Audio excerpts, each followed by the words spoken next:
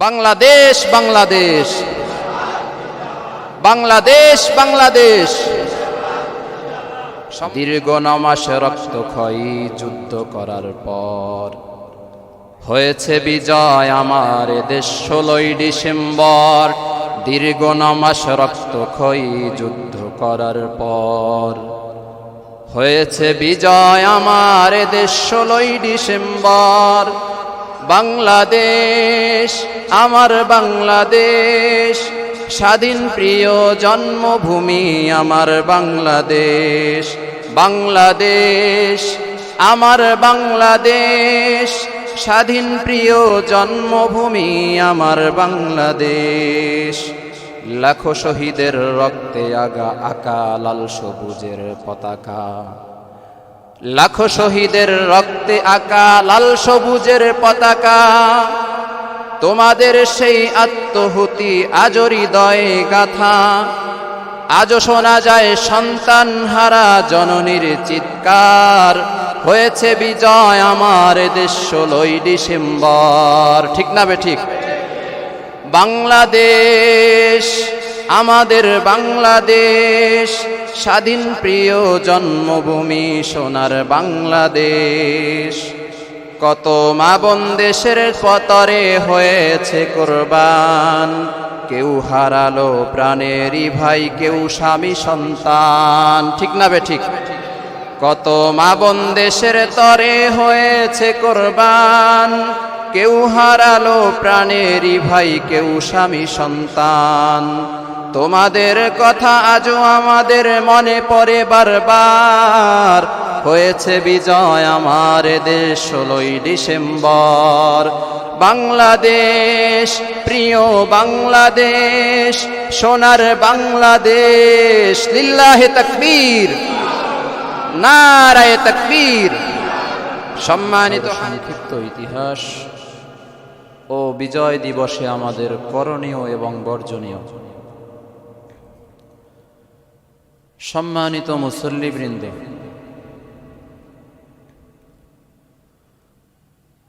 আমরা যেই জায়গার মধ্যে বসবাস করতেছি, এই জায়গাটার নাম ছিল পূর্ব পাকিস্তান। পূর্ব পাকিস্তানের জনগণ 1971 সালে দীর্ঘ 9.5 মাস পাকিস্তানি হানাদার বাহিনীর বিরুদ্ধে রক্তক্ষয়ী মুক্তিযুদ্ধে এক সাগর রক্ত ঢেলে এরপরে 16ই ডিসেম্বরে অর্জন করেছেন মহান বিজয় দিবস। এই হিসেবে 16ই ডিসেম্বর বাংলাদেশের জাতীয় দিবস, জাতীয় বিজয় দিবস। এই দিনটা বাংলাদেশের মানুষের জন্য আনন্দের দিন। আমাদের মহান স্বাধীনতার বিজয় দিবস 16ই ডিসেম্বরে সংগঠিত হয়েছে।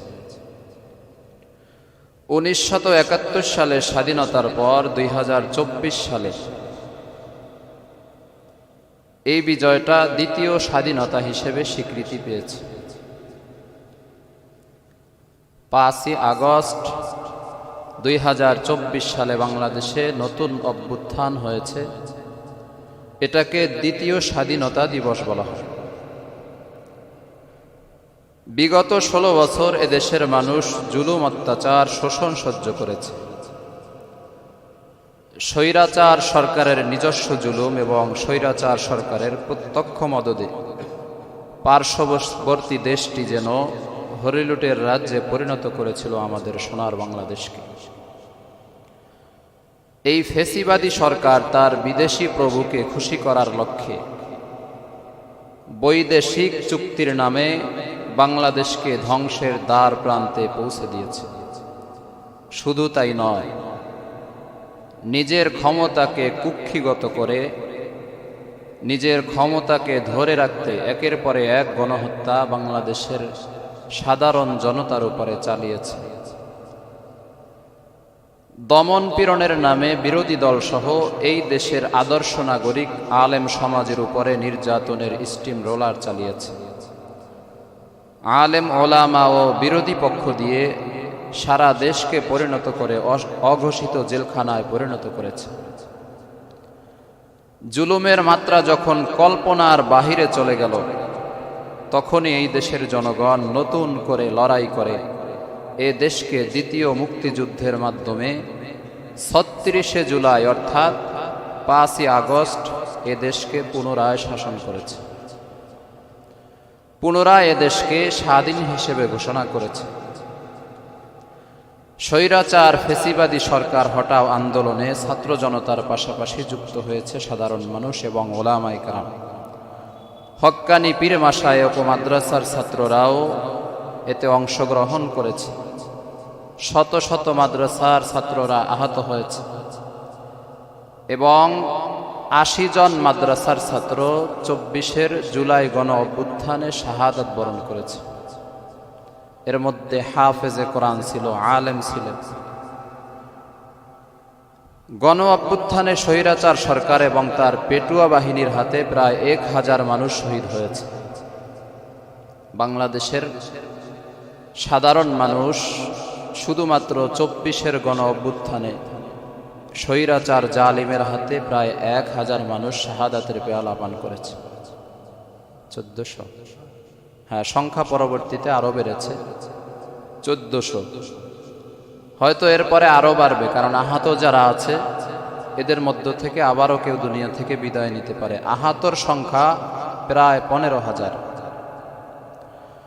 সম্মানিত হাজিরিন, এই ফ্যাসিস্ট সরকারের পেটুয়া পুলিশ বাহিনী সহ তারা সন্ত্রাসী বাহিনীর সাথে তুমুল যুদ্ধের পরে অবশেষে হাজার হাজার ছাত্র জনতা, আলেম ওলামা, মাদ্রাসার ছাত্র সহ আপামর জনগণের পবিত্র রক্তের বিনিময়ে ৩৬শে জুলাই অর্থাৎ ৫ই আগস্ট ২০২৪ সালের সোমবার দুপুর ২টায় অর্জিত হয় বাংলাদেশের দ্বিতীয় স্বাধীনতা ও বিজয়। সুবহানাল্লাহ।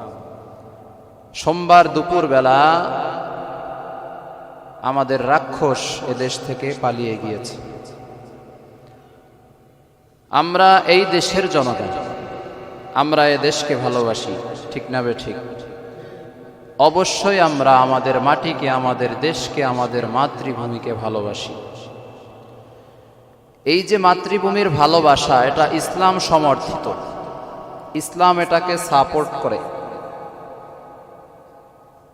কেউ কেউ ওলামায়ে কেরামদেরকে দেশদ্রোহী বানানোর চেষ্টা চালাচ্ছে, মানুষের সামনে উপস্থাপন করে ওলামায়ে কেরাম দেশকে ভালোবাসে না, দেশের প্রতি মায়া মহাব্বত নেই। এটা সম্পূর্ণ মিথ্যা কথা। দেশকে ভালোবাসার সবক, দেশকে ভালোবাসার নিদর্শন আল্লাহর রাসূল দেখিয়ে গিয়েছেন। আমরা যারা পেয়ারা হাবিবের উম্মত আছি, আমরাও সেই পথে অনুসরণ করতেছি। আল্লাহর রাসূল যেমনি ভাবে তার মাতৃভূমিকে ভালোবেসেছেন, আমরাও আমাদের মাতৃভূমিকে ভালোবাসি।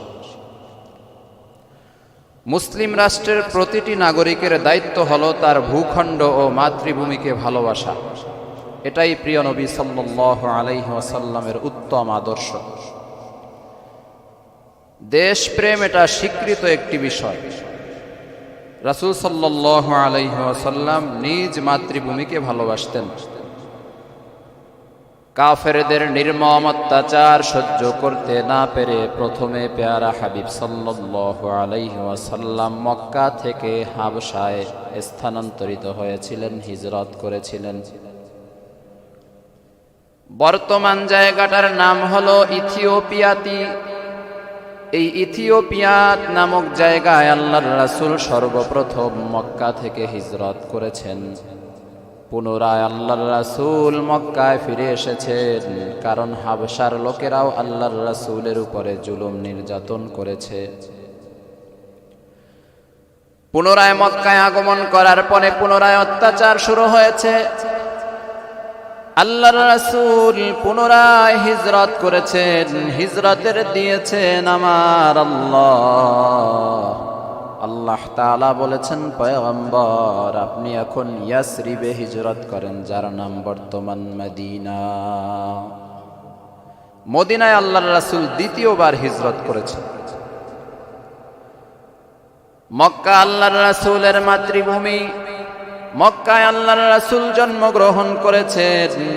মক্কার প্রতি, মক্কার মাটির প্রতি আল্লাহর রাসূলের হৃদয়ে অগাধ ভালোবাসা ছিল। মাতৃভূমি ছেড়ে যেতে রাসূল সাল্লাল্লাহু আলাইহি ওয়াসাল্লামের অনেক কষ্ট হচ্ছিল, হৃদয়ে রক্তক্ষরণ হচ্ছিল। আল্লাহর রাসূল বারবার মক্কার দিকে তাকাচ্ছিলেন আর চোখের পানি ছেড়ে কান্না করছিলেন। আল্লাহর রাসূল তখন কি বলতেছিলেন? মুসনাদে বাজ্জার নামক কিতাবে ৭৮৭৪ নম্বর হাদিসে সবিস্তারে বর্ণিত হয়েছে।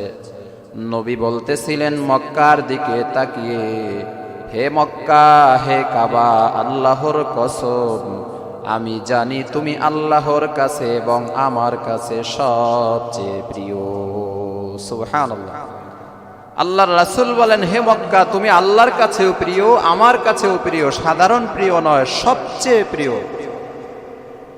আল্লাহর রাসূল চোখের পানি ছেড়ে ছেড়ে আরো বলতেছেন, হে মক্কা, তুমি সম্মানিত এবং তুমি পৃথিবীর শ্রেষ্ঠ স্থান, তোমার থেকে শ্রেষ্ঠ কোনো স্থান নেই। আমাকে তোমার থেকে বের করে দেওয়া হয়েছে, আমি মক্কা ছেড়ে যেতে চাই নাই, তোমাকে ছেড়ে যেতে চাই নাই। যদি তোমার বাসিন্দারা আমাকে বের করে না দিত, তাহলে আমি কখনোই মক্কা থেকে কোথাও যেতাম না। সুবহানাল্লাহ। এই হাদিসের মাধ্যমে স্পষ্ট হয়ে যায় আল্লাহর রাসূল দেশকে ভালোবেসেছেন কি বাসেন নাই? সম্মানিত হাজিরিন, আল্লাহর রাসূল আরো বলেন, হে মক্কা, তোমার পেটে আমার জন্ম, তোমার শহরে আমার পূর্বপুরুষের বসবাস। হে মক্কা, তোমার পেটের উপরে বাইতুল্লাহ, তোমার বুকে জমজম কূপ, তোমার এলাকাতেই সাফা মারওয়া পাহাড়, তোমার কোলেই রয়েছে মাকামে ইব্রাহিম। হে মক্কা, আমি তোমাকে ছেড়ে যেতে চাই না। আজকে কাফেরদের নির্যাতনের কারণে আমার প্রিয় মাতৃভূমিকে ছাড়তে বাধ্য হলাম।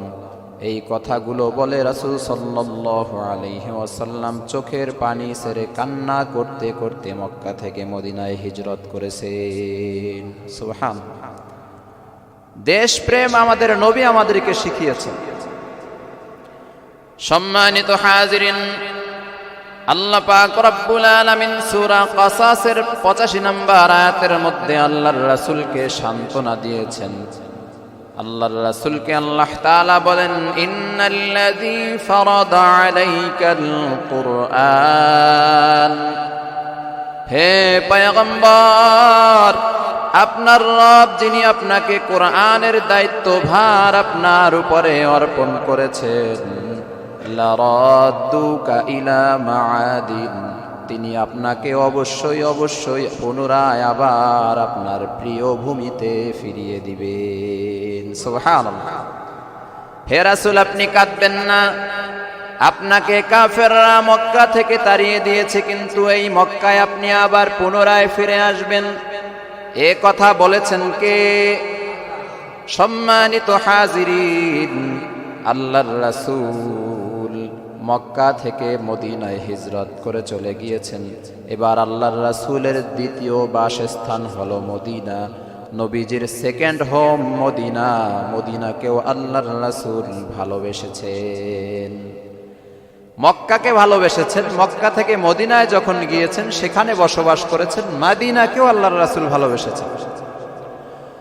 সম্মানিত উপস্থিতি, আল্লাহর রাসূল যখন কোনো দাওয়াতি কাজে বা জিহাদি সফরে মদিনা থেকে অন্য কোথাও যেতেন, ফিরে আসার সময় দূর থেকে যখন মদিনার পাহাড়গুলো দেখতেন, বুখারী শরীফের 2889 নম্বর হাদিসে বর্ণিত হয়েছে, আল্লাহর রাসূল বলতেন, হাযা জাবালুন ইউহিব্বুনা, ওই যে দেখো পর্বত দেখা যায়, পাহাড় দেখা যায়, পাহাড়কে আমি ভালোবাসি। সুবহানাল্লাহ। আল্লাহর রাসূল আরো বলেন, ওয়া নুহিব্বুহু, এবং ওই পাহাড়ও আমি নবীকে ভালোবাসি। সুবহানাল্লাহ। দূর থেকে, মরুভূমি থেকে আল্লাহর রাসূল দূর থেকে মদিনা যখন দেখতে পাইতেন, সঙ্গী যারা ছিল সাহাবায়ে কেরাম এদেরকে বলতেন, ওই যে দেখো মদিনা দেখা যাচ্ছে, ওই যে মদিনার পাহাড় দেখা যাচ্ছে, এই মদিনাকে আমি ভালোবাসি। সুবহানাল্লাহ। শুধু তাই নয়, এই মদিনাও আমি নবীকে ভালোবাসি। তাহলে আল্লাহর রাসূলের থাকার দুটি জায়গা মক্কা এবং মাদিনা, এই উভয় দেশকে আল্লাহর রাসূল ভালোবেসেছেন, ঠিক কিনা? সম্মানিত হাজিরিন, আমাদের দেশ স্বাধীন হয়েছে, এই মুক্তিযুদ্ধের ইতিহাস রয়েছে। সংক্ষিপ্তভাবে আমরা মুক্তিযুদ্ধের ইতিহাস শুনব। আমাদের এই মাতৃভূমি 1947-এর আগ পর্যন্ত ব্রিটিশদের দখলে ছিল। 1947 থেকে 1971 সালের 26শে মার্চ এর আগ পর্যন্ত পাকিস্তানিদের দখলে ছিল। ব্রিটিশরা প্রায় 200 বছর পর্যন্ত আমাদেরকে গোলামির জিঞ্জিরে আবদ্ধ রেখেছে। প্রথমে তারা সেবার নামে বিভিন্ন এনজিও কোম্পানি গড়ে তুলেছে। এরই ভিত্তিতে আজ থেকে 400 বছর আগে তারা সেবার নামে ইস্ট ইন্ডিয়া কোম্পানি নামকরণ করে একটি কোম্পানি খুলেছিল। বর্তমান তামিলনাড়ুতে সর্বপ্রথম কোম্পানির নামে জমি ক্রয় করেছিল। অতঃপর কলকাতা আন্তর্জাতিক বন্দর দখল করেছে। এভাবেই পর্যায়ক্রমে তারা ইঁদুরের ন্যায় তলা কাটতে কাটতে পুরো ভারতবর্ষ তাদের দখলে নিয়ে গিয়েছে। নাউজুবিল্লাহ। ইংরেজরা ভারতবর্ষ, ভারত উপমহাদেশ শাসন করেছে কত বছর? 200 বছর। এই 200 বছরে এরা বিভিন্ন ধরনের বীজ বপন করেছে, যেই বীজের ফসল এখনো বাংলাদেশেও হচ্ছে। আপনাদের সমাজে এনজিও আছে না নাই? এটা কাদের লাগানো বীজ? ইংরেজদের। 400 বছর আগে বীজ রোপণ করেছে, সেই বীজ এখনো ফসল দিচ্ছে।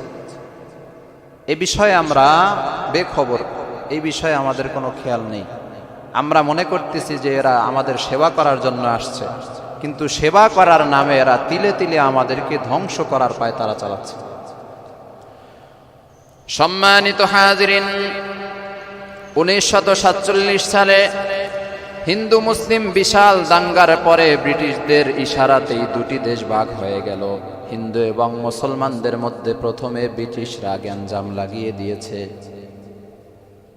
এরপরে দুটি দেশ ভাগ হয়ে গেল, একটি হলো ভারত আর একটি হলো পাকিস্তান। তখনও বাংলাদেশ নামে কোনো রাষ্ট্র নেই। ভারতের অধিকাংশ বাসিন্দা ছিল হিন্দু, পাকিস্তানের অধিকাংশ বাসিন্দা ছিল মুসলমান। ব্রিটিশদের কূটনৈতিক চালের মাধ্যমে, পুনরায় কূটনৈতিক চাল চালার মাধ্যমে পাকিস্তানকে এরা আবার দুই ভাগে ভাগ করে ফেলেছে। একটি হলো পশ্চিম পাকিস্তান আর একটি হলো পূর্ব পাকিস্তান। যেটিতে আমরা বসবাস করি, এই জায়গার নাম ছিল পূর্ব পাকিস্তান। এই পাকিস্তানকে দ্বিখণ্ডিত করেছিল। এরা কোনো ভালো মানুষ নয়, এরা হলো ইংরেজ। প্রথমে পাকিস্তান এবং ভারত এই দুটি দেশ বানিয়েছে। এরপরে পাকিস্তানকে আবার দ্বিখণ্ডিত করেছে, পূর্ব পাকিস্তান, পশ্চিম পাকিস্তান। পশ্চিম আর পূর্ব পাকিস্তানের মানুষের মাঝে কোনো দিক থেকেই মিল ছিল না।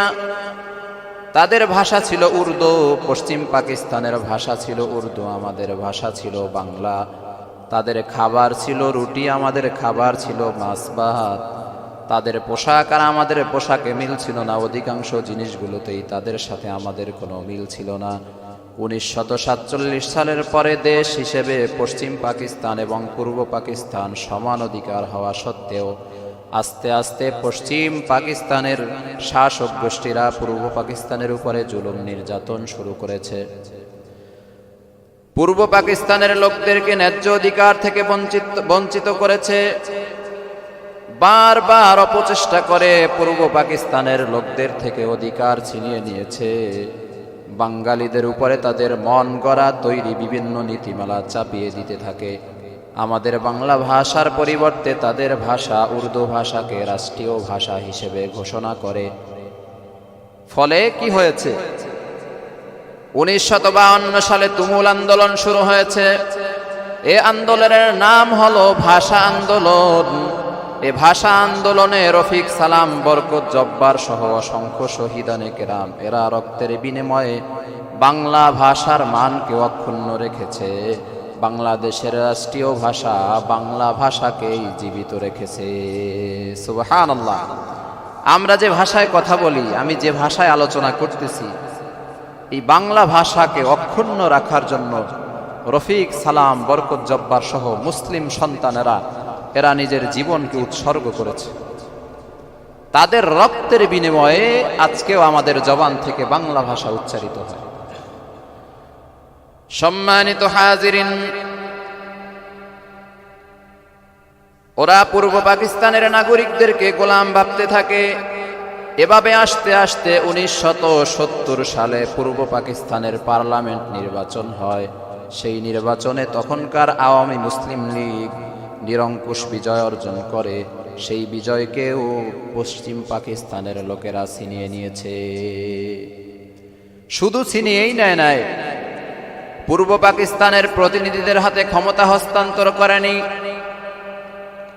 এরই জের ধরে পুনরায় আবার লড়াই শুরু হয়েছে, তুমুল লড়াই, যাকে আমরা মুক্তিযুদ্ধ বলি। দীর্ঘ 9 মাস রক্তক্ষয়ী যুদ্ধের পরে লাখো শহীদের তাজা রক্তের বিনিময়ে, মা বোনের ইজ্জতের বিনিময়ে 16 ডিসেম্বর 1971 সালে অর্জিত হয় মহান স্বাধীনতা। সুবহানাল্লাহ। এই যে আমাদের মুক্তিযুদ্ধের ইতিহাস, 1971 সাল, তখন যারা জীবন দিয়েছে অধিকাংশই মুসলমান। কতজন বিধর্মী জীবন দিয়েছে আমার সংখ্যা জানা নেই, তবে সংখ্যা থাকলেও একেবারে নগণ্য। অধিকাংশ মুসলমানেরা, মুসলিম সন্তানেরা জীবন দিয়েছে। 1971 সালে যুদ্ধে অংশগ্রহণ করেছেন এমন কেউ আছেন এখানে? বা দেখেছেন যুদ্ধ? অনেকেই দেখেছেন। সেই যুদ্ধে অধিকাংশ মুসলমানেরাই জীবন দিয়েছে। সম্মানিত হাজিরিন, আমি প্রথমেই 2টি বিজয়ের কথা বলেছি। একটি হলো 1971 সালে 16 ডিসেম্বর, আরেকটি বিজয় হলো 2024 সালে 5 আগস্ট 36 জুলাই। এই 2টি বিজয় মুসলমানের অর্জিত হয়েছে, দেশ স্বাধীন হয়েছে। যদি বিজয় অর্জন হয় তাহলে ইমানদারের অনেক ধরনের করণীয় রয়েছে। 1970-এর নির্বাচনে ইশতেহার ছিল কোরআন সুন্নাহ বিরোধী কোনো আইন করা হবে না। নির্বাচনী ইশতেহারে স্পষ্ট এ বক্তব্য ছিল, কোরআন সুন্নাহর বিপক্ষে যায় এমন কোনো আইন বাংলাদেশে করা হবে না। যেহেতু মুক্তিযুদ্ধের একটি কারণ ছিল কোরআন সুন্নাহ বিরোধী কোনো আইন হবে না, তাই আসুন আমরা জেনে নেই কোরআন সুন্নাহ মোতাবেক ঐতিহাসিক 16 ডিসেম্বর দিনটি আমরা কিভাবে পালন করব। বিজয় সংক্রান্ত আল্লাহ তাআলা 2টি সূরা নাজিল করেছেন। কয়টি সূরা? 2টি। 1 নম্বর সূরার নাম হলো সূরা ফাতিহ। ফাতিহ শব্দের অর্থ হলো বিজয়। 2 নম্বরে আল্লাহ বিজয় সংক্রান্ত যে সূরাটি নাজিল করেছেন, সূরার নাম হলো সূরা নাসর। সূরা নাসরের মধ্যে আল্লাহ তাআলা বলেন, ইযা জাআ নাসরুল্লাহি ওয়াল ফাতহ, হে নবী, যখন আল্লাহর পক্ষ থেকে সাহায্য ও বিজয় আসবে, ওয়ারাআইতান নাসা ইয়াদখুলুনা ফি দীনিল্লাহি আফওয়াজা, এবং তখন আপনি দেখবেন দলে দলে লোকেরা ইসলামের মধ্যে প্রবেশ করতেছে। ফাসাব্বিহ বিহামদি রাব্বিকা ওয়াস্তাগফির, তখন আপনার পরওয়ারদিগারের প্রশংসার সাথে তাসবিহ পাঠ করুন এবং আল্লাহর নিকট ইস্তেগফার করুন, ক্ষমা প্রার্থনা করুন। ইন্নাহু কানা তাওয়াবা, নিশ্চয় আল্লাহ তাআলা অতি ক্ষমাশীল। বিজয় অর্জন করার পরে 16 ডিসেম্বর অথবা 5 আগস্টে আমাদের করণীয় কি, এ সম্পর্কে আল্লাহ তাআলা দিক নির্দেশনা দিয়েছেন সূরা নাসরে। এই ছোট্ট সূরা, সূরা নাসর, এর মধ্যে আল্লাহ তাআলা করণীয় সম্পর্কে আমাদেরকে পেয়ারা হাবিবের মাধ্যমে দিক নির্দেশনা দিয়েছেন। এই সূরায় 4টি কর্তব্যের কথা আল্লাহ তাআলা বর্ণনা করেছেন। এক নাম্বার, বিজয় এবং সাহায্য কেবল আল্লাহ তাআলার পক্ষ থেকেই হয়। সুতরাং বিজয়ের কৃতিত্বকে নিজেদের দিকে সম্পৃক্ত না করে বরং আল্লাহ তাআলার দিকে ন্যস্ত করাই ঈমানদারের কাজ। এক নাম্বার কাজ কি আমাদের? এই যে আমরা বিজয় অর্জন করেছি 16ই ডিসেম্বর অথবা 5ই আগস্ট, এই দুটি বিজয়ের কৃতিত্ব এটা যেন আমরা আমাদের উপরে না নেই। যেমন এরকম কথা যেন না বলি যে আমাদের শক্তির কারণে আমরা বিজয় অর্জন করেছি, না। এখানে আমাদের স্পষ্ট বক্তব্য থাকবে আমরা বিজয় অর্জন করেছি কার সাহায্যে? আল্লাহর সাহায্যে। আল্লাহর রহমত এবং নুসরাত সাহায্য আমাদের সাথে ছিল বিদায় আমরা বিজয় অর্জন করতে পেরেছি। আমরা আমাদের বাহুবলের কারণে, অস্ত্রের কারণে আমরা বিজয় অর্জন করতে পারি না। সম্মানিত হাজিরিন, বিজয় দিয়েছেন আল্লাহ তাআলা। আমরা যদি অস্ত্রের বলে বিজয় অর্জন করতাম তাহলে বলেন 16ই ডিসেম্বর 1971 সালে বাংলাদেশের বাঙালি মুসলমানদের কাছে অস্ত্র সেরকম ছিল নাকি? অস্ত্র ছিল?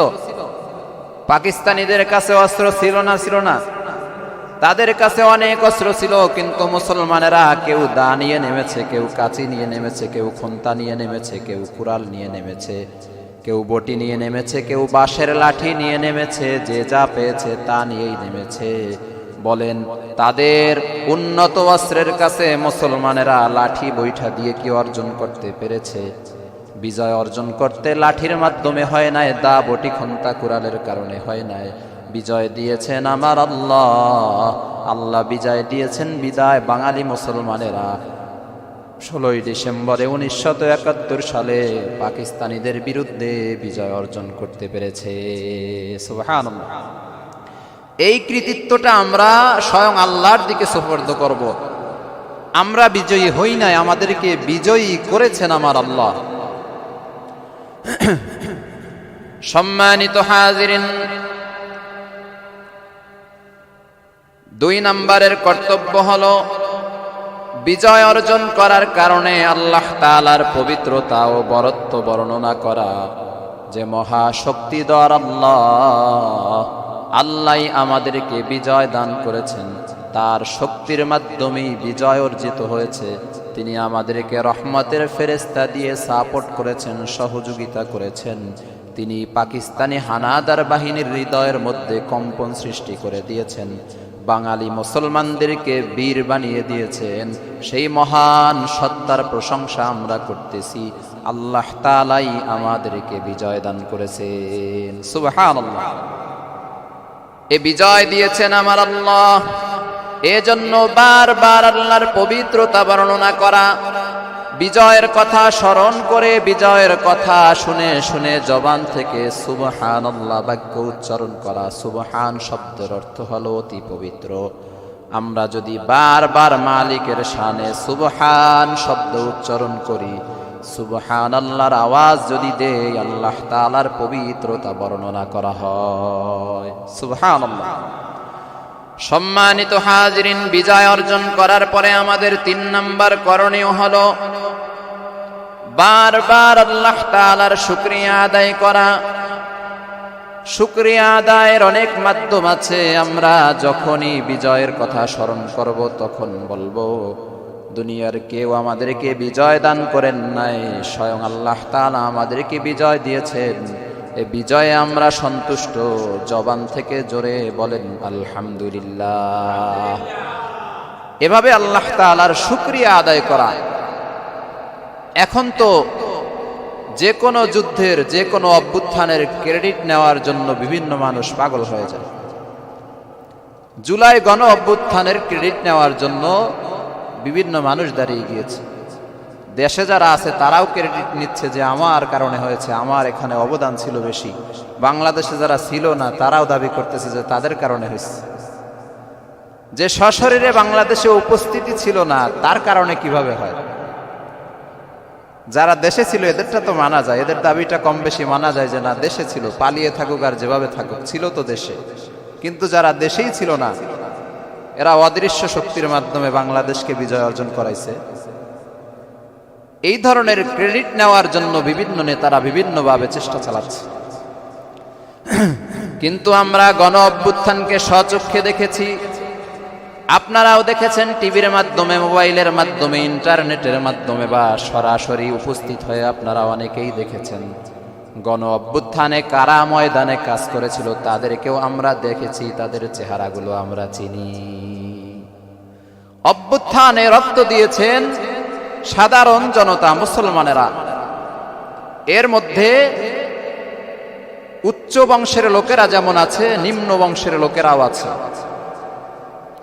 এর মধ্যে ওলামায়ে কেরাম যেমন আছে, সাধারণ মুসল্লিরাও আছে। এর মধ্যে স্কুল, কলেজ, ইউনিভার্সিটির ছাত্ররা যেভাবে আছে, মাদ্রাসার ছাত্ররাও আছে। ঠিক না বে ঠিক? ইতিপূর্বে আপনাদেরকে বলেছি যে মাদ্রাসার ৮০ জন ছাত্র শাহাদাত বরণ করেছে ২৪-এর গণ অভ্যুত্থানে। তাহলে সবার অবদান রয়েছে, একাকী ক্রেডিট নেওয়ার কোনো সুযোগ নাই। কোন কোন নেতা ময়দানে অবতরণ করেছিল তাদেরকেও আমরা দেখেছি।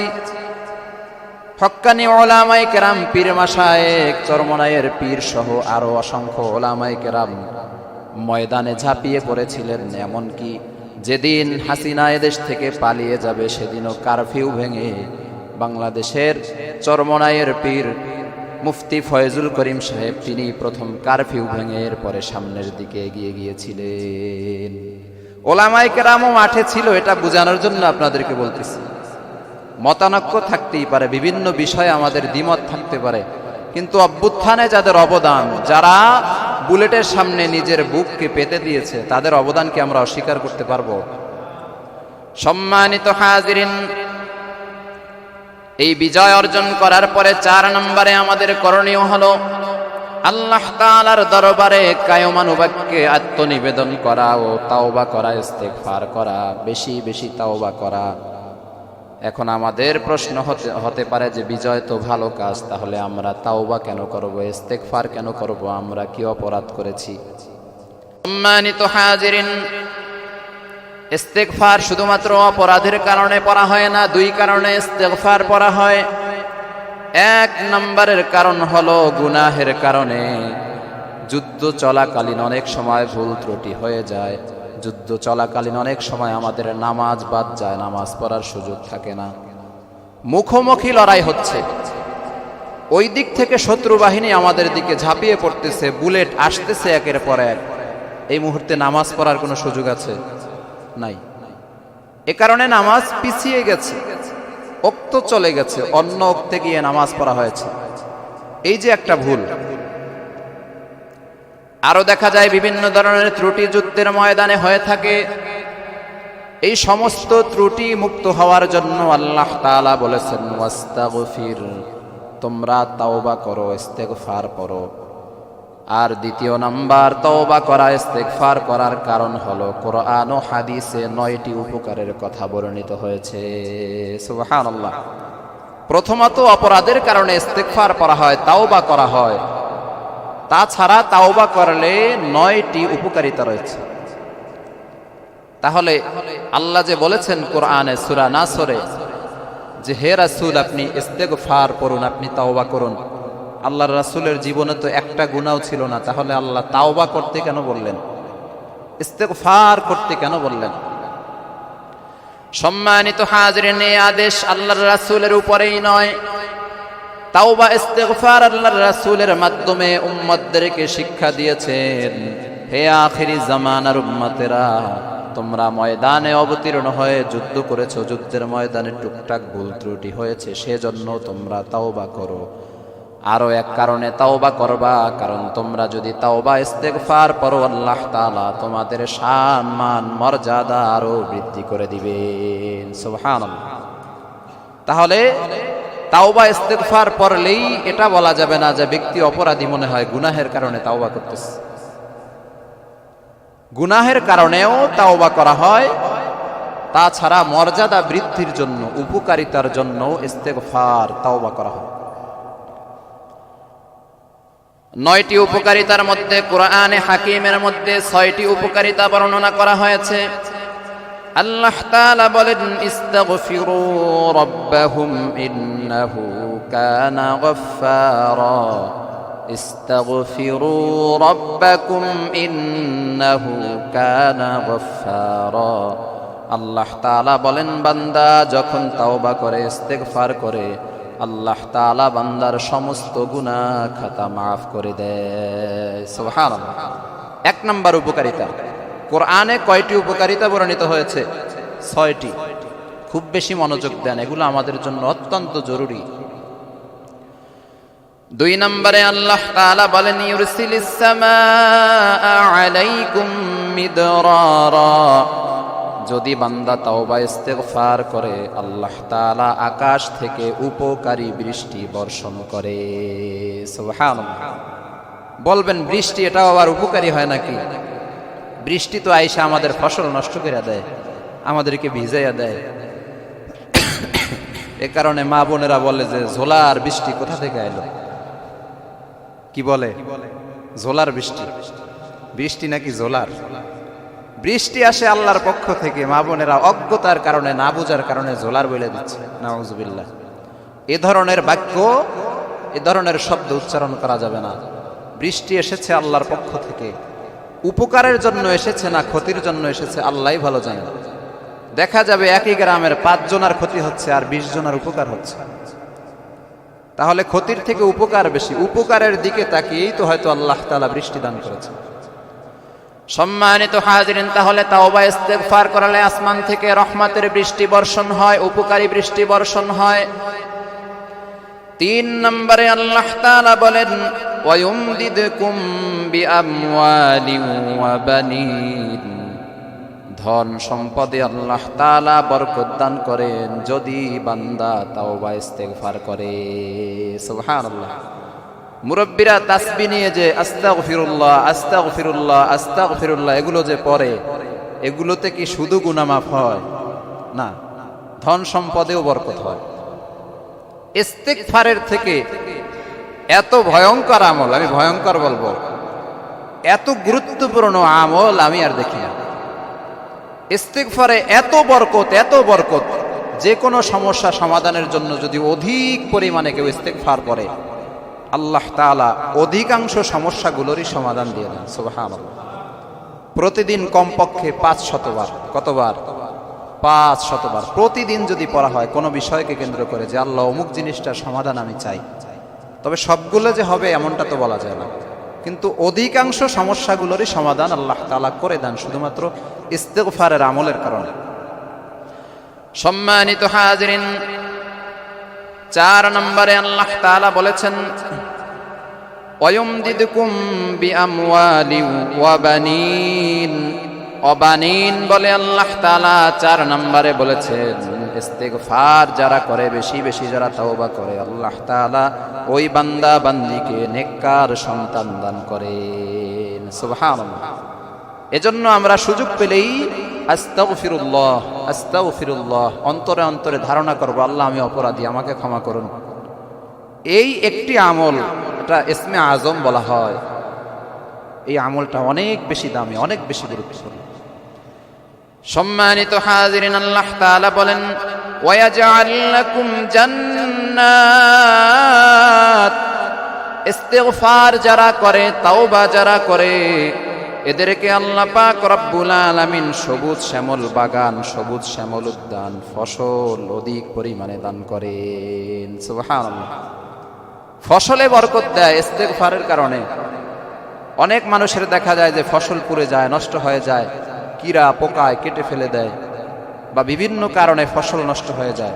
আমরা যারা ফসল রোপণ করি আমাদেরও উচিত বেশি বেশি ইস্তেগফার করা। এই যে সবুজ শ্যামল ফসলে আল্লাহ বরকত দিবেন, এটা কিন্তু শুধু দুনিয়াতে না, জান্নাতেও দিবেন। জান্নাতও একটি শস্যক্ষেত্র, জান্নাতেও আমরা গাছপালা লাগাবো, সৌন্দর্য বৃদ্ধি করব। এখন তো আমরা বাড়িতে বিভিন্ন ধরনের গাছপালা লাগাই, ফুলের গাছ লাগাই, কারো কারো সামনে, বাসার সামনে জায়গা না থাকার কারণে আমরা ছাদে লাগাই। এই ধরনের গাছ আমরা জান্নাতেও লাগাবো, তবে গাছগুলো লাগাতে হবে দুনিয়াতে বসে, আমলের মাধ্যমে। সম্মানিত হাজিরিন, আল্লাহ তাআলা 6 নম্বরে বলেন ওয়ায়াজআল লাকুম আনহারা। যদি বান্দা ইস্তিগফার করে, তাওবা করে, তাহলে দুনিয়ার 6 নম্বরের উপকারিতা হলো আল্লাহ তাআলা জমিনের মধ্যে যে নদী নালাগুলোকে মেরে ফেলেছেন, বন্ধ করে দিয়েছেন, পানি প্রবাহিত হয় না, ওই নদী নালাগুলোতে আল্লাহ তাআলা পানি প্রবাহিত করে দিবেন। সুবহানাল্লাহ। এটা শুধুমাত্র দুনিয়ার বরকত না, দুনিয়াতে অনেক নদী নালা কিন্তু শুকিয়ে গেছে, বন্ধ হয়ে গেছে, এগুলো ইস্তেগফারের মাধ্যমে, তাওবা করার মাধ্যমে আল্লাহ তাআলা চালু করে দিবেন, পানি ভরে দিবেন। কিন্তু পরকালে আল্লাহ তাআলা আমাদের জন্য নদী নালা দিবেন, মধের নদী, এরপরে দুধের নদী, হাউজে কাউসারের পানির নদী, অনেক ধরনের নদী আল্লাহ তাআলা আমাদেরকে পরকালে জান্নাতে দিবেন। সম্মানিত হাজিরিন, কোরআন থেকে আমরা ইস্তেগফারের উপকারিতা শুনলাম 6টি। কয়টি? হাদিসের মধ্যে 3টি উপকারিতা আল্লাহর রাসূল বর্ণনা করেছেন।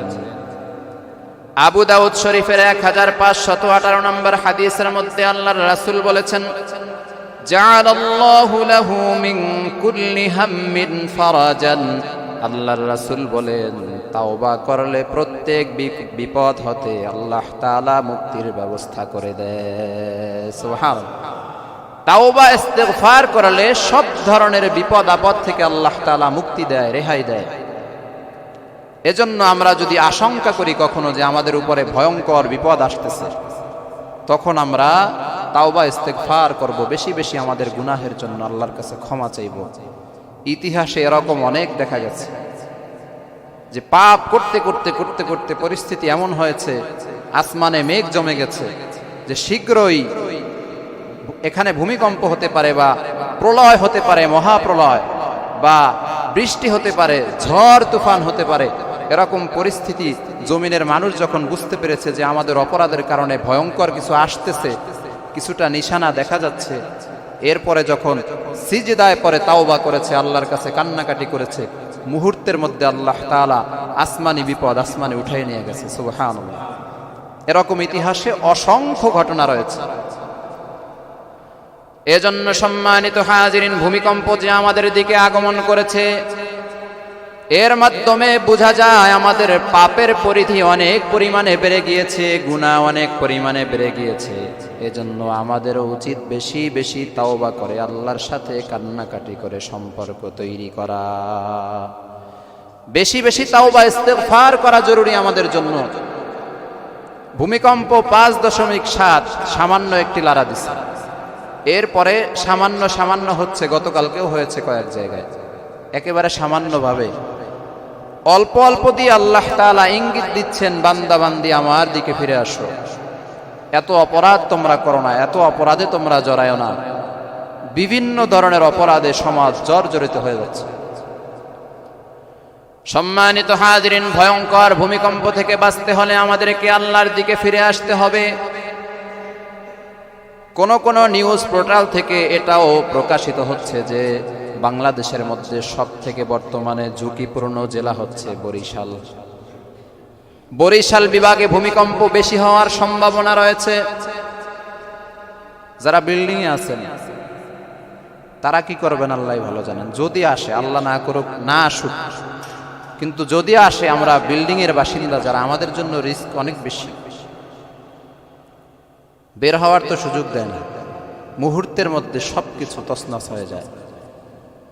এজন্য আমাদের দেশের উচ্চ পদস্থ লোকেরা, এরা শুধু আমাদেরকে সতর্কতার সবক দিচ্ছে যে সতর্ক থাকবেন, ভূমিকম্প হইলে চৌকির নিচে ঢুকবেন, খাটের নিচে পালাবেন, এভাবে বিভিন্ন ধরনের দিক নির্দেশনা দিচ্ছে।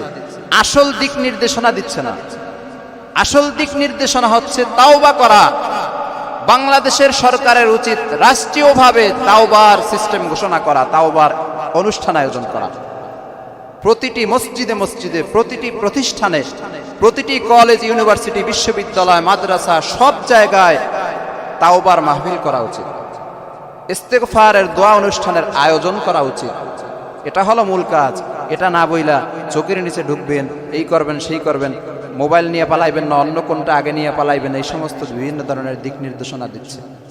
এক পাগল দেখতেছি টিভি চ্যানেলে বক্তব্য দিচ্ছে যে ভূমিকম্প যখন শুরু হবে তখন আপনি চিন্তামুক্ত থাকার জন্য আপনি 100 থেকে ধীরে ধীরে 99, 98, 97, 96, 95 করতে করতে আপনি 0 পর্যন্ত আসবেন। নাউজুবিল্লাহ। ভূমিকম্পের মুহূর্তে চিন্তামুক্ত হওয়ার জন্য একটা আমল দিচ্ছে। কি আশ্চর্য বিষয়! এদের মাথায় গোবর ছাড়া আর কি আছে? 100 থেকে 1 পর্যন্ত, 0 পর্যন্ত গন্তে গন্তে উপর থেকে নিচে নামতে বলতেছে। এটা হচ্ছে ভূমিকম্প থেকে বাঁচার আমল। নাউজুবিল্লাহ। তাহলে আমাদের মূল কাজ হলো তাওবা করা, ইস্তেগফার করা, আল্লাহর দিকে ফিরে আসা। কারণ গজব আযাব সবকিছু দিয়ে থাকেন কে? তো গজব যদি আল্লাহ দেয়, আপনি 100 থেকে 0 পর্যন্ত গণনা করে কি করবেন? আল্লাহকে রাজি খুশি করতে পারলেই ভূমিকম্প বন্ধ হয়ে যাবে।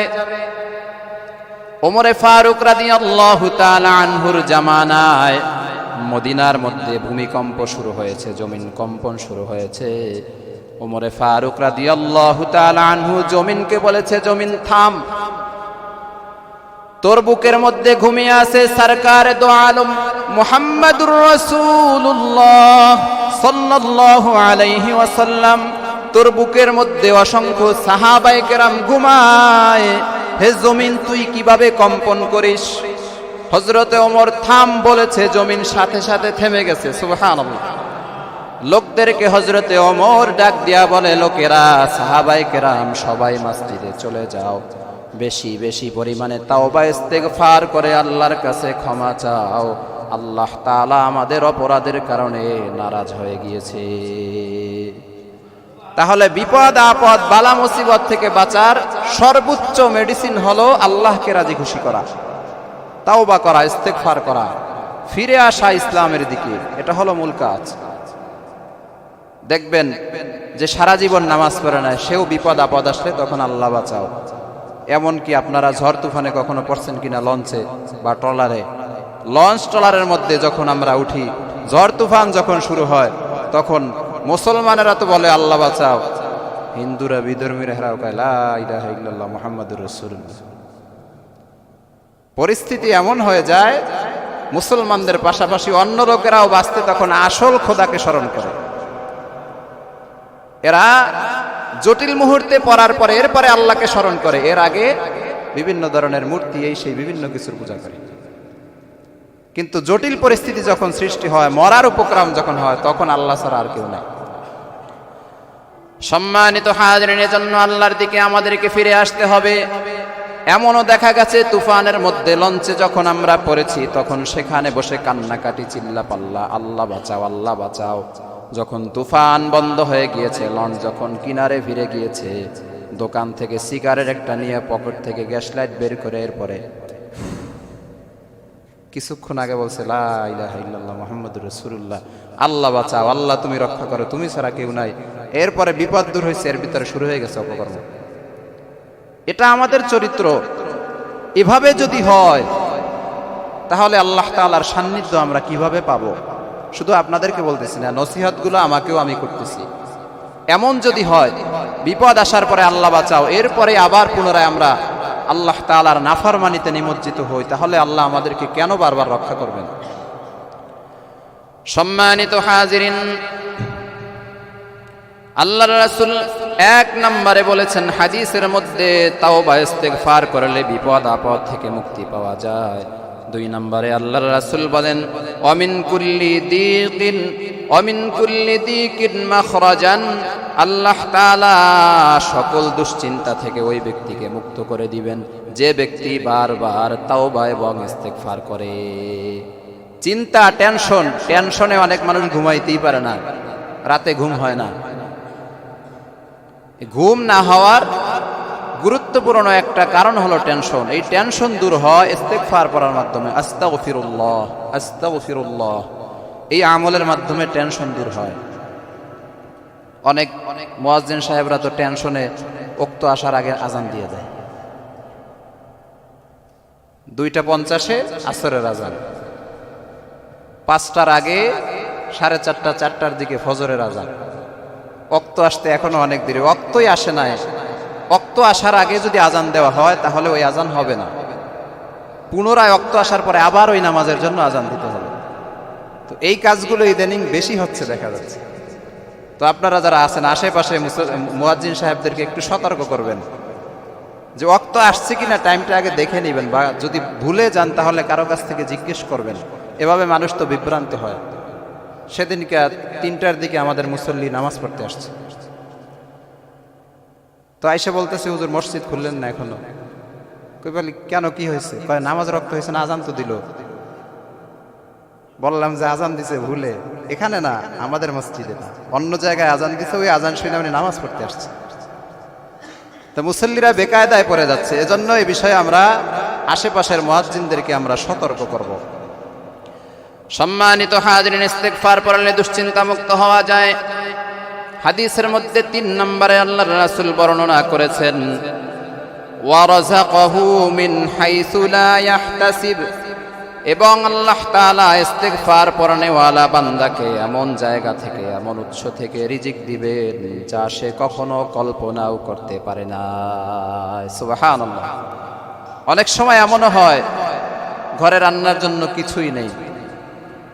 যারা নদীর কিনারে বাড়ি, এরা অনেক সময় জাল নিয়ে নদীতে জাল খাওয়াইতে যায়।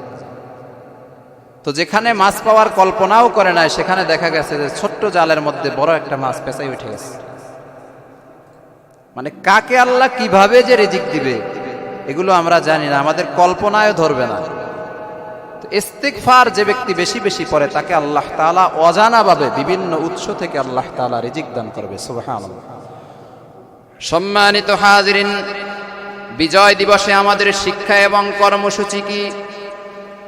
যে রাসূল সাল্লাল্লাহু আলাইহি ওয়াসাল্লামকে মাতৃভূমি থেকে তাড়িয়ে দেওয়া হয়েছিল, সে নবী 10 বছর পর হাজার হাজার সাহাবায়ে কেরামের বিশাল বহর নিয়ে বিজয় বেশে পুনরায় মক্কায় প্রবেশ করেছে। সুবহানাল্লাহ। 10 বছর আগে মাইরা তাড়াই দিছিল, 10 বছর পরে আল্লাহর রাসূল মক্কায় আবার ফিরে এসেছে বিজয়ের বেশে। এরকম একটা বিজয় কিন্তু আমরাও 1971 সালের 16 ডিসেম্বর পেয়েছি। আর একটা আমরা পেয়েছি কবে? 5 আগস্ট 2024 সাল। এতে আমাদের করণীয় কি? বিজয় বেশে যখন আল্লাহর রাসূল মক্কায় প্রবেশ করেন তখন আল্লাহর রাসূলের অবস্থা কেমন ছিল? আল মুস্তাদরাক নামক কিতাবে 4411 নম্বর হাদিসের মধ্যে বর্ণিত হয়েছে, ফালাম ইয়ারফা রাসাহু মুতাকাব্বিরান। আল্লাহর রাসূল যখন বিজয় বেশে মক্কায় প্রবেশ করেছেন তখন আল্লাহর রাসূলের চেহারা ছিল নিম্নগামী। আল্লাহর রাসূল মাথাকে সামান্য সামনের দিকে ঝুঁকিয়ে এরপরে মক্কায় প্রবেশ করেছেন। সুবহানাল্লাহ। আল্লাহর রাসূল এভাবে না ভয়ঙ্কর রূপ ধারণ করেন না, একটু নিজেকে নত করেছেন, বিনয়ী রূপ ধারণ করেছেন। তাহলে আমাদের প্রথম কাজ হলো বিনয়ী হওয়া। গণ অভ্যুত্থানে স্বাধীনতা অর্জন করার পরে কারো কারো অহংকার এত বেশি পরিমাণে বেড়েছে যে মনে হয় পুরো পৃথিবী শাসন দখল করে ফেলেছে, বিজয় অর্জন করে ফেলেছে। অহংকারী হওয়া যাবে না। সম্মানিত হাজিরিন, মুসলিম শরীফের 1552 নম্বর হাদিসের মধ্যে বর্ণিত হয়েছে, ফাসাল্লা সামানিয়া রাকাআতিন।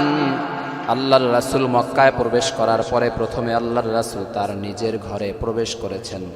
নিজের ঘরে প্রবেশ করার পর আল্লাহর রাসূল সর্বপ্রথম 8 রাকাত নফল নামাজ পড়েছেন। সুবহানাল্লাহ। শুকরিয়ার নামাজ পড়েছেন বিজয় অর্জন করার পরে। কত রাকাত? 8 রাকাত।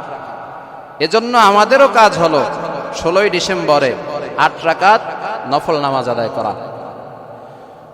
সম্মানিত হাজিরিন, আমাদের এই বাংলাদেশ স্বাধীন হয়েছে, বাংলাদেশের পতাকা কিয়ামত পর্যন্ত উড্ডীন থাকবে ইনশাআল্লাহ। একটু স্লোগান দেই, আপনারা বলবেন জিন্দাবাদ জিন্দাবাদ, আমি বলবো বাংলাদেশ বাংলাদেশ বাংলাদেশ বাংলাদেশ বাংলাদেশ বাংলাদেশ। সম্মানিত হাজিরিন, দীর্ঘ 9 মাস রক্তক্ষয়ী যুদ্ধ করার পর এরপরে আমরা এদেশকে শাসন করেছি। কবির ভাষায় যদি বলা হয়, দীর্ঘ 9 মাস রক্তক্ষয়ী যুদ্ধ করার পর হয়েছে বিজয় আমার এদেশ 16 ডিসেম্বর। ঠিক না বে ঠিক? দীর্ঘ 9 মাস রক্তক্ষয়ী যুদ্ধ করার পর হয়েছে বিজয় আমার দেশ 16ই ডিসেম্বর। বাংলাদেশ আমার বাংলাদেশ, স্বাধীন প্রিয় জন্মভূমি আমার বাংলাদেশ। বাংলাদেশ আমার বাংলাদেশ, স্বাধীন প্রিয় জন্মভূমি আমার বাংলাদেশ। লাখো শহীদের রক্তে আঁকা লাল সবুজের পতাকা, লাখো শহীদের রক্তে আঁকা লাল সবুজের পতাকা। তোমাদের সেই আত্মহুতি আজ হৃদয়ে গাথা, আজও শোনা যায় সন্তান হারা জননীর চিৎকার। হয়েছে বিজয় আমার দেশ 16ই ডিসেম্বর। ঠিক না বে ঠিক? বাংলাদেশ আমাদের বাংলাদেশ, স্বাধীন প্রিয় জন্মভূমি সোনার বাংলাদেশ। কত মা বোন দেশের পতরে হয়েছে কোরবান, কেউ হারালো প্রাণেরই ভাই, কেউ স্বামী সন্তান। ঠিক না বে ঠিক? কত মা বোন দেশের তরে হয়েছে কোরবান, কেউ হারালো প্রাণেরই ভাই, কেউ স্বামী সন্তান। তোমাদের কথা আজও আমাদের মনে পড়ে বারবার। হয়েছে বিজয় আমার দেশ 16ই ডিসেম্বর। বাংলাদেশ প্রিয় বাংলাদেশ, সোনার বাংলাদেশ। লিল্লাহে তাকবীর, নারায়ে তাকবীর। সম্মানিত হাজিরিন, বিজয় দিবসে আমাদের করণীয় হলো 5টি। 1 নম্বর নফল নামাজ আদায় করা। পারলে আমরা 8 রাকাত নফল নামাজ 16ই ডিসেম্বরে আদায় করব। 2 নম্বরে হলো আল্লাহ তাআলার শ্রেষ্ঠত্ব, পবিত্রতা ও বরত্ব বর্ণনা করা। 3 নম্বরে আমাদের কাজ হলো বেশি বেশি আল্লাহ তাআলার প্রশংসা করা। 4 নম্বরে আমাদের কাজ হলো আল্লাহ তাআলার দরবারে কায়মানুবাক্য আত্মসমর্পণ করা, ইস্তেগফার করা, তাওবা করা। 5 নম্বরে কাজ হলো শহীদদের জন্য আমাদের দোয়া করা। শহীদদের জন্য দোয়া করতে হবে, তাদের রক্তের বিনিময়ে আমরা এই বাংলাদেশকে পেয়েছি। সম্মানিত হাজিরিন, 16ই ডিসেম্বরে কিছু কাজ আছে বর্জনীয়। আমি আপনাদের সামনে 3টি কাজের কথা বলবো। 1 নম্বর, শহীদ স্মৃতি স্তম্ভে অথবা শহীদ সমাধিতে পুষ্প অর্পণ করা, এটা মুসলমানদের জন্য হারাম। স্পষ্ট বক্তব্য। আমার বক্তব্যকে কেউ কেউ রাষ্ট্রের বিপক্ষে দাঁড় করাবে, কিন্তু সত্য আমাকে বলতে হচ্ছে। আমরা যে শহীদ মিনারে ফুল অর্পণ করি, শহীদ স্তম্ভে আমরা যে ফুল অর্পণ করি, এটা মুসলমানদের কাজ নয়, এটা ইহুদি খ্রিস্টানদের কাজ। এটা করা যাবে না। এটাতে শহীদদের কোনো উপকারিতা নেই, 0% উপকারিতা নেই। এর মাধ্যমে আমরা শহীদদেরকে আরো অপমানিত করছি। সে ব্যক্তি কবরে আপনি উপরে ফুল দিয়ে কোন ছাতা করবেন? সম্মানিত হাজিরিন, 16ই ডিসেম্বরে আমাদের বর্জনীয় 2 নম্বরের কাজ হলো আমরা যে 1 মিনিট নীরবতা পালন করি, এগুলো পাশ্চাত্য বিধর্মীদের কালচার, এগুলো বিধর্মীদের কাজ, পশ্চিমাদের কাজ, ইহুদি বেঈমানদের কাজ। 1 মিনিট চুপচাপ দাঁড়িয়ে থেকে আপনি শহীদদের জন্য কয়টি নেকি অর্পণ করছেন? কয়টি নেকি পাবে? আপনি যে 1 মিনিট গাধার মতো চুপ করে দাঁড়াইছিলেন, কয়টা নেকি পাবে শহীদানরা? 1 মিনিট চুপ না থেকে সূরা ফাতিহা, সূরা ইখলাস 3 বার পরে কয়েকবার দুরূদ শরীফ করে সওয়াব বকশিশ করো, নেকি পাঠাও। আসল কাজে নাই, যত শয়তানি কাজে আছে। রাষ্ট্রীয়ভাবে এই অপকর্মগুলো করা হচ্ছে। এগুলো সম্পর্কে বললেই হুজুর রাষ্ট্রবিরোধী, হুজুর রাষ্ট্রদ্রোহী। রাষ্ট্রদ্রোহী কারা হইলে এটা তোমরা বুঝো? শহীদদেরকে অপমানিত করা হচ্ছে। 1 মিনিট চুপ করে থেকে কি উপকারটা হচ্ছে? সম্মানিত হাজিরিন, 3 নম্বরে 16ই ডিসেম্বরে বর্জনীয় কাজ হলো গান বাজনা, নৃত্য, এগুলো পরিহার করা। 16ই ডিসেম্বরে কোনো গান বাজনা মুসলমান করতে পারে না। শহীদদের নামে গান বাজনা করে এটার একটা পাপ, গুনাহ। এটা শহীদদের কবরে এরা পাঠাচ্ছে। রাষ্ট্রীয়ভাবে চাপ দেওয়া হয়, স্কুল, কলেজ, ইউনিভার্সিটি সব জায়গায় এগুলো করা হচ্ছে। মানে শহীদ কাকে বলে, শহীদের জন্য আমাদের করণীয় কি, এটাই এ জাতি ভুলে গিয়েছে। লজ্জাজনক, দুঃখজনক। তাহলে ফুল অর্পণ বা 1 মিনিট নীরবতা পালন করা, গান বাধ্য করা, এগুলো কোনো কিছুই করা যাবে না। 4টি কাজের কথা বলেছি, বিশেষ করে শহীদদের জন্য আমরা দোয়া করব।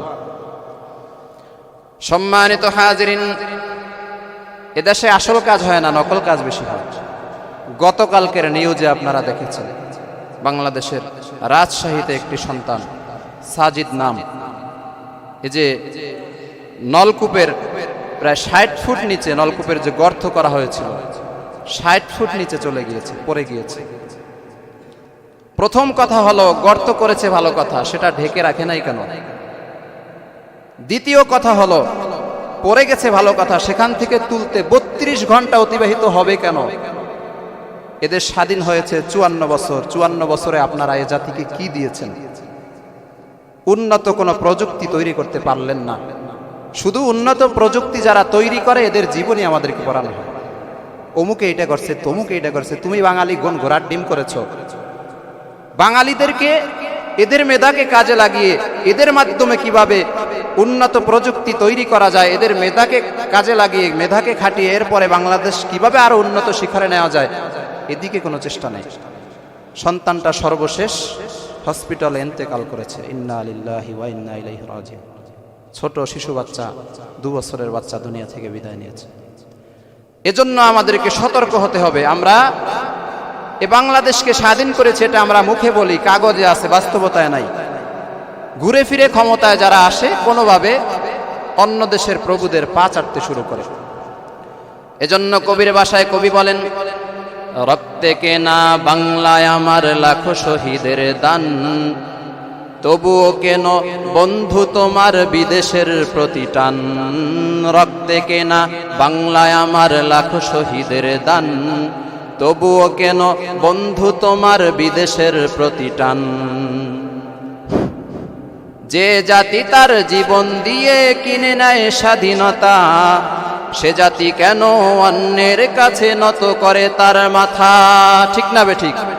আমরা রক্তের বিনিময়ে দেশ অর্জন করেছি, আমরা কেন ভারত আমেরিকা অন্যদের কাছে মাথা নত করব? তাহলে রক্ত দেওয়ার দরকারটা কি ছিল?